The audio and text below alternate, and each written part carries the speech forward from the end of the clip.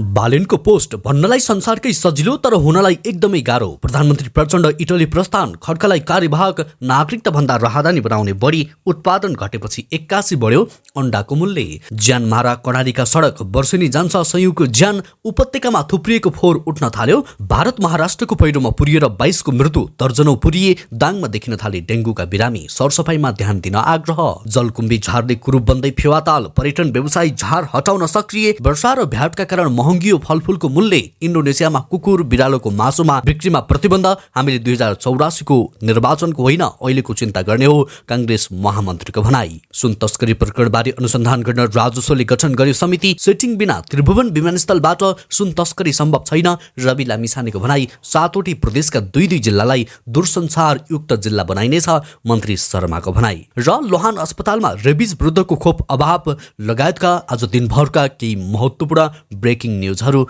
आजको यस भिडियोमा। दर्शकवृन्द नमस्कार, युट्युब च्यानल इन्फो खबरमा तपाईहरुलाई हार्दिक स्वागत छ। आज पनि केही महत्त्वपूर्ण दिनभरिका काम लाग्ने समाचारहरू लिएर उपस्थित भइसकेको छु। पूरा भिडियो सुन्नुहोला, पूरा भिडियो हेर्नुहोला र समाचार कुन ठाउँबाट हेर्दै हुनुहुन्छ त्यो पनि कमेन्ट गर्न नछुटाउनुहोला। समाचारको सुरुमा बालिन शाहको प्रसङ्ग। काठमाडौँ महानगरपालिकाका मेयर बालिन शाह बालिनले शनिबार सामाजिक सञ्जालमा व्यक्ति व्यवहार सम्बन्धी एउटा पोस्ट गरेका छन्। व्यङ्ग्यात्मक शैलीको पोस्टमा उनले भन्नलाई संसारकै सजिलो तर हुनलाई एकदमै गाह्रो हुने उल्लेख गरेका छन्। उनले लेखेका छन्, भन्नलाई संसारकै सजिलो, हुनलाई एकदमै गाह्रो, देखाउन एकदमै सजिलो, देखिन साह्रै नै गाह्रो। सबै धर्मभन्दा ठुलो, सबै जातभन्दा माथि, सबै कर्मभन्दा ठुलो, हरेक आँटभन्दा माथि। मृत्यु हरेक दिन धान्न सबल छौँ के त? एउटै मात्र प्रश्न छ, असल छौँ के त? उनले फेसबुक स्टाटसमा लेखेका छन्। त्यस्तै अर्को समाचार, प्रधानमन्त्री पुष्पकमल दाहाल प्रचण्ड इटाली प्रस्थान गरेका छन्। साउन 8 देखि 10 गतेसम्म आयोजना हुने संयुक्त राष्ट्रसङ्घीय खाद्य प्रणाली शिखर सम्मेलनमा भाग लिन प्रधानमन्त्री शनिबार साँझ इटाली प्रस्थान गरेका हुन्। प्रधानमन्त्रीसँग कृषि तथा पशुपक्षी विकास मन्त्री डाक्टर बेदुराम भुसाल, राष्ट्रिय योजना आयोगका सदस्य डाक्टर जयकान्त राउत तथा प्रधानमन्त्रीकी छोरी दाहाल पनि इटली गएका छन्। प्रधानमन्त्री दाहाललाई विदाई गर्न उप प्रधानमन्त्री एवं गृहमन्त्री नारायण काजी श्रेष्ठ, परराष्ट्र मन्त्री नारायण प्रकाश साउद, मुख्य सचिव डाक्टर वैकुण्ठ अर्याल लगायत विमानस्थल पुगेका थिए। प्रधानमन्त्रीले इटालीमा संयुक्त राष्ट्रसङ्घीय खाद्य प्रणाली शिखर सम्मेलनलाई सम्बोधन गर्ने कार्यक्रम रहेको छ। United Nations food summit +2 stock taking moment नामक शिखर सम्मेलनका लागि नेपाल सरकारका तर्फबाट प्रधानमन्त्री प्रचण्डले औपचारिक रूपमा आफ्नो धारणा राख्नेछन्। प्रधानमन्त्री प्रचण्ड विदेश भ्रमणमा रहेका बेला प्रधानमन्त्रीले गर्ने दैनिक प्रशासनिक कार्य उप प्रधानमन्त्री एवं रक्षा मन्त्री पूर्णबहादुर खड्काले गर्ने भएका छन्। शनिबार साँझ राष्ट्रपति रामचन्द्र पौडेलले उप प्रधानमन्त्री खड्कालाई कार्यवाहक प्रधानमन्त्री तोकेको राष्ट्रपति कार्यालयले जनाएको छ। त्यसै अर्को समाचार, गत आर्थिक वर्ष 2079-80 मा गुल्मीमा नागरिकता बनाउने भन्दा राहदानी बनाउनेको संख्या बढी देखिएको छ। जिल्ला प्रशासन कार्यालय गुल्मीका अनुसार गत आर्थिक वर्षमा जिल्लामा नागरिकता बनाउनेको संख्याभन्दा राहदानी बनाउनेको संख्या करिब 5000 भन्दा बढी छ। गत आगमा वंशज, वैवाहिक र जन्मका आधारमा 10355 जनाले नागरिकता बनाएका छन् भने राहदानी बनाउनेको संख्या 15086 जना रहेका छन्।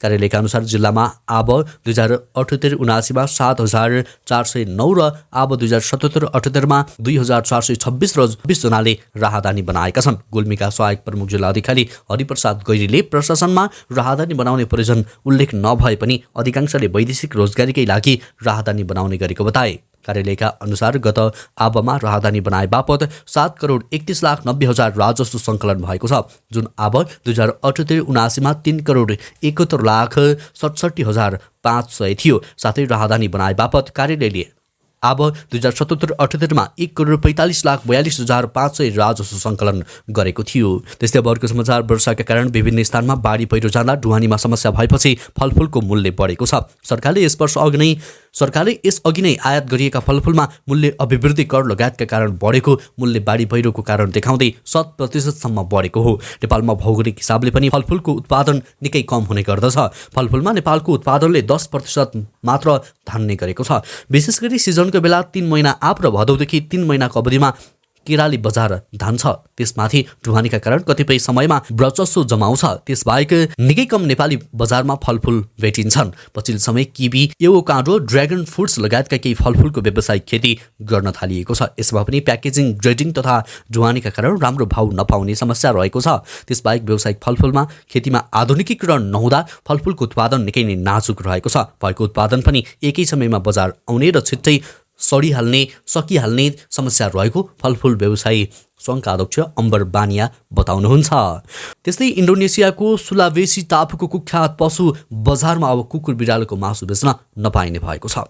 मासुका निमित्त वास्तविक रूपमा ती पशु मारिएका भन्दै पशु अधिकारीवादीहरूले त्यसको अन्त्यका लागि वर्षौंदेखि कुकुर बिरालो बचाउ अभियान थालेका थिए। चमेरा, मुसा, सर्प र बाँदरको मासुसँगै कुकुर र बिरालोको मासु पनि बिक्रीमा राखिने गरेको थियो। तर हिजोदेखि कुकुर बिरालोको मासु बेच्न नपाइने प्रतिबन्धात्मक आदेश जारी भएपछि त्यो रोकिएको छ। विगतमा निर्दयी बनेका पशु बजारका व्यापारी यसपटक भने कुकुर र बिरालोको मासु नबेच्न सहमत भएको पशु अधिकार कर्मी संस्था ह्युमिङ सोसाइटी इन्टरनेसनलले शुक्रबार जारी गरेको वक्तव्यमा जनाइएको छ। कुकुर बिरालोको मासु बेच्न नपाइने सरकारी आदेशपछि मानव उद्योगका खातिर हजारौं पशुले चरम यातना खपेर अब मर्नु नपर्ने भएको उल्लेख गर्दै सोसाइटीले सरकारी निर्णयलाई ऐतिहासिक कदम भनेको छ। साथै उसले उक्त निर्णयको स्वागत पनि गरेको छ। जस्तै नेपाली कांग्रेसका महामन्त्री विश्वप्रकाश शर्माले विश्वेश्वर प्रसाद कोइरालाको विचार र चिन्तनको जगमा कांग्रेसलाई अगाडि बढाइने बताएका छन्। बीपी कोइरालाको 41औं स्मृति दिवसका अवसरमा प्रजातान्त्रिक विचार समाजले आयोजना गरेको आजका सन्दर्भमा बीपीका विचार विषयक विचार गोष्ठीमा उनले बीपीको विचार र चिन्तनलाई समावेश गरेर कांग्रेस केन्द्रीय समिति अगाडि बढ्ने बताए। लोकतान्त्रिक प्रतिनिधिका रूपमा हामीले बीपीलाई चिन्नुपर्छ। बीपी दूरदर्शी र परिपक्व नेता हुनुहुन्थ्यो। बीपी कोइरालाको विचारलाई कांग्रेसले छाडेको छैन। उनले भने महामन्त्री शर्माले नेपालको कम्युनिस्ट आन्दोलनले बीपीलाई समस्या समयमा चिन्न नसकेको गुनासो गरे। बीपीलाई कम्युनिस्ट आन्दोलनले चिन्न नसक्दा झापा आन्दोलन र माओवादी आन्दोलन भयो। उक्त आन्दोलनका कारण देशले ठूलो क्षति बिहोर्नु पर्यो, महामन्त्री शर्माले भनेका छन्।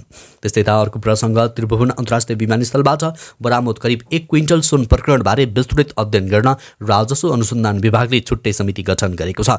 मंगलबार त्रिभुवन अन्तर्राष्ट्रिय विमानस्थल काग्रो भवन अघि बरामद सुनबारे विस्तृत अनुसन्धान गर्न राजस्वले अनुसन्धान अधिकृत तोकेको हो। विभागका महानिर्देशक नवराज ढुङ्गानाका अनुसार राजस्व र प्रशासनका निर्देशकहरू सहितको 4 सदस्यीय अनुसन्धान अधिकृत तोकिएको हो। यही समितिले अब सुन तस्करी प्रकरणबारे विस्तृत अनुसन्धान गर्ने उनले बताए। सुन बरामद र त्यसमा संलग्नहरूको पहिलो लेड पक्राउ गरेपछि हामी आंशिक रूपमा सफल भएका छौँ, महानिर्देशक ढुङ्गानाले भने। अहिलेसम्मको सबै काम सिंह विभागले गर्यो। अब हुने अपरेसनमा सामूहिक रूपमै काम हुन्छ, तर प्राप्त प्रमाण र थप तथ्यमा केन्द्रीकृत भएर अनुसन्धान अधिकृतहरूले काम गर्छन्। विभागले सुन तस्करी प्रकरणको पहिलो जालो पक्राउपछि थप अनुसन्धानलाई तीव्र पारिएको उनले बताएका छन्।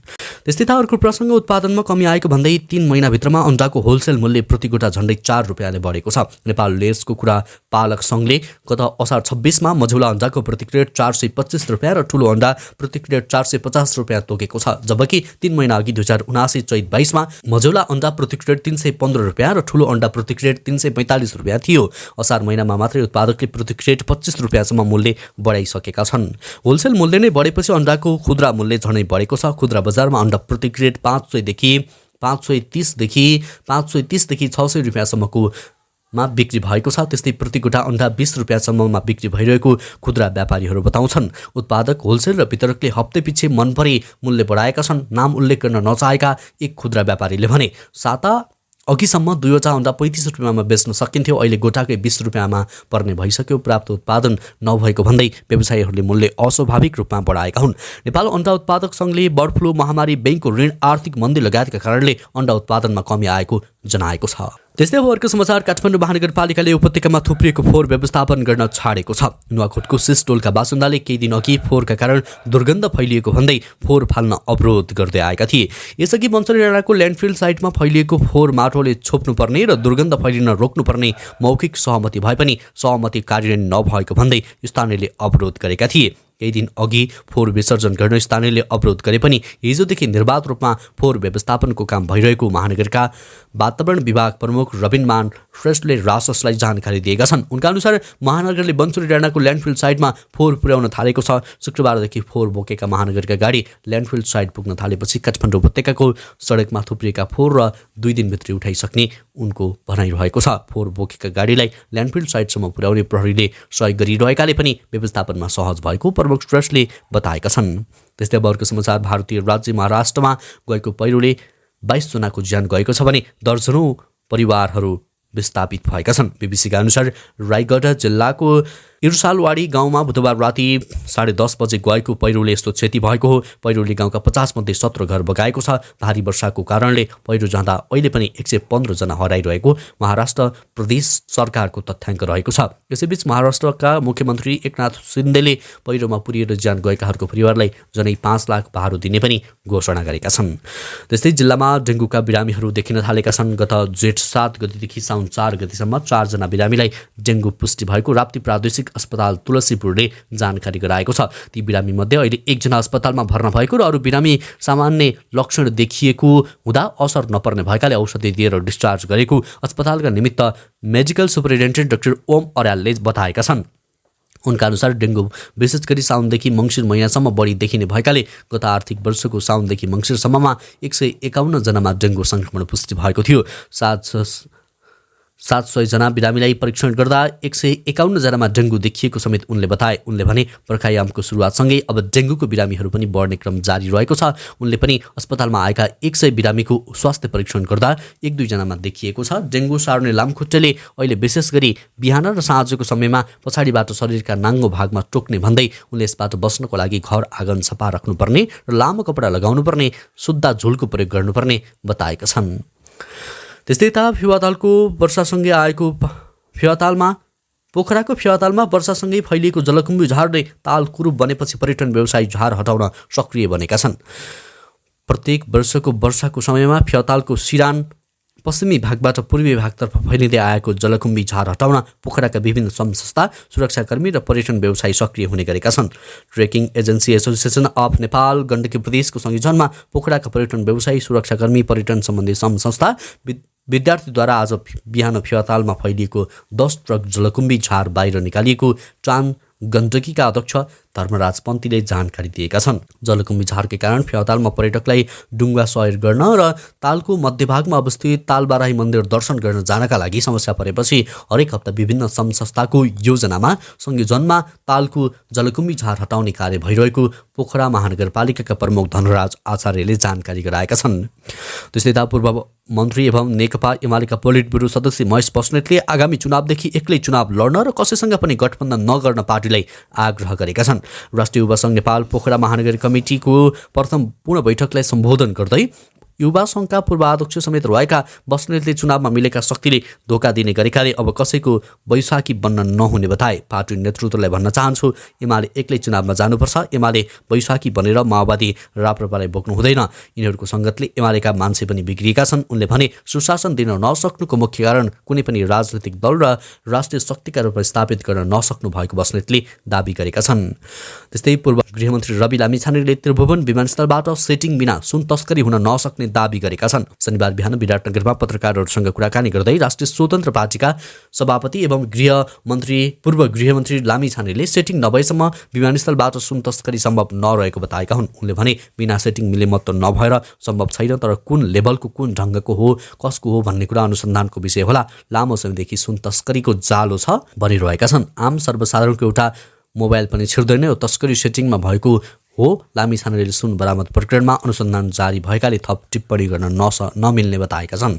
विमानस्थलबाट भन्सार पास भएपछि सुन समातिएकाले राष्ट्रिय युवा सङ्घ र काङ्ग्रेस सांसदले गृहमन्त्री नारायण काजी श्रेष्ठले तस्करलाई साथ दिएको आरोपमा राजीनामा माग गरेको सन्दर्भमा लामिछानेले अनुसन्धान नहुँदै राजीनामा माग्नु पनि उचित नभएको स्पष्ट पारे।